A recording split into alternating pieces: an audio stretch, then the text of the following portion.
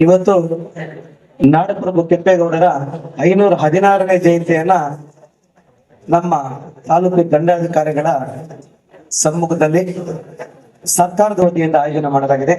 ನಮ್ಮ ಶ್ರೀನಿವಾಸಪುರದಲ್ಲಿ ನೂತನವಾಗಿ ASR palace ಆರಂಭಗೊಂಡಿದೆ. ಇದು ಎಲ್ಲಿದೆ ಅನ್ಕೊಂಡಿದ್ದೀರಾ? ಶ್ರೀನಿವಾಸಪುರದಿಂದ 3 ಕಿಲೋಮೀಟರ್ ದೂರದಲ್ಲಿರುವ ಪುಂಗ್ನೂರು ಕ್ರಾಸ್ ಹತ್ತಿರ ಲೊಕೇಟ್ ಆಗಿದೆ. ಒಂದು ಬಾರಿ ನೀವು ವಿಸಿಟ್ ಮಾಡಿ. ನಮ್ಮಲ್ಲಿ birthday celebration, anniversary celebration, marriages, mom to be, office meetings, party meetings, bride to be, pre wedding, post wedding ಇವೆಲ್ಲ ಕಡಿಮೆ ಬಜೆಟ್ನಲ್ಲಿ ಮಾಡಿಕೊಡುತ್ತಿದ್ದಾರೆ. ಈ ಕೂಡಲೇ ಈ ಕೆಳಗಿನ ಕಾಂಟ್ಯಾಕ್ಟ್ ನಂಬರ್ಸ್ಗೆ ಸಂಪರ್ಕಿಸಿ. 980531163914145019. ಇವತ್ತು ನಮ್ಮ ತಾಲೂಕಿನಲ್ಲಿ ನಮ್ಮ ರೈತರು ತುಂಬಾ ಸಂಕಷ್ಟದಲ್ಲಿ ಇರೋದ್ರಿಂದ ನಾವೆಲ್ಲ ಇವತ್ತು ನೋವಿನ ಪರಿಸ್ಥಿತಿಯಲ್ಲಿ ಮಾವು ಮತ್ತು ಟೊಮಾಟೊ ಬೆಳೆ ಇವತ್ತು ತುಂಬಾ ಕ್ಲಿಷ್ಟ ಪರಿಸ್ಥಿತಿಯಲ್ಲಿ ಇರ್ತಕ್ಕಂಥ ಸನ್ನಿವೇಶದಲ್ಲಿದ್ದೀವಿ. ನಮಗೂ ತುಂಬಾ ನೋವಾಗ್ತಾ ಇದೆ. ಆದ್ರೂ ಒಂದೆರಡು ಮಾತು ಮಾತಾಡ್ಬೇಕು ಅಂತ ಹೇಳಿದ್ದಕ್ಕೆ ಒಂದೆರಡು ವಿಚಾರ ಹೇಳೋದಕ್ಕೆ ಇಷ್ಟಪಡ್ತೀನಿ.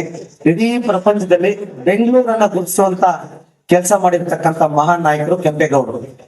ಇವತ್ತು ಆ ಇಂಟರ್ನ್ಯಾಷನಲ್ ಏರ್ಪೋರ್ಟ್ ಏನಿದೆ, ಕೆಂಪೇಗೌಡ ಇಂಟರ್ನ್ಯಾಷನಲ್ ಏರ್ಪೋರ್ಟ್ ಅಂತ ನಾವು ತಗೊಳ್ಳೋ ಟಿಕೆಟ್ ಅಲ್ಲೂ ಸಹ ಬರುತ್ತೆ.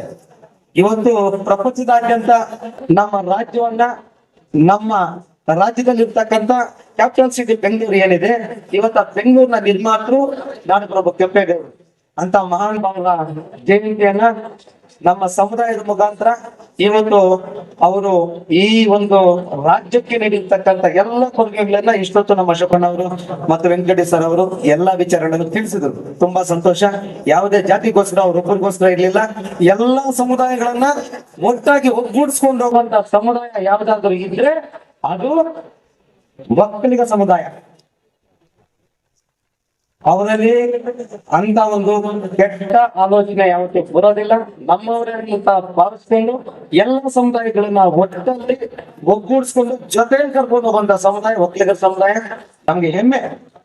ಇವತ್ತೇನಪ್ಪಾ ಅಂದ್ರೆ ಅಂತ ನಾಡಪ್ರಭು ಈ ಒಂದು ಸಮುದಾಯದಲ್ಲಿ ಹುಟ್ಟಿ ಇಡೀ ಪ್ರಪಂಚಕ್ಕೆ ಹೆಸರನ್ನ ತರಿಸುವಂತ ಕೆಲಸ ಮಾಡಿರ್ತಕ್ಕಂಥ ಮಹಾನ್ ಭಾವನು.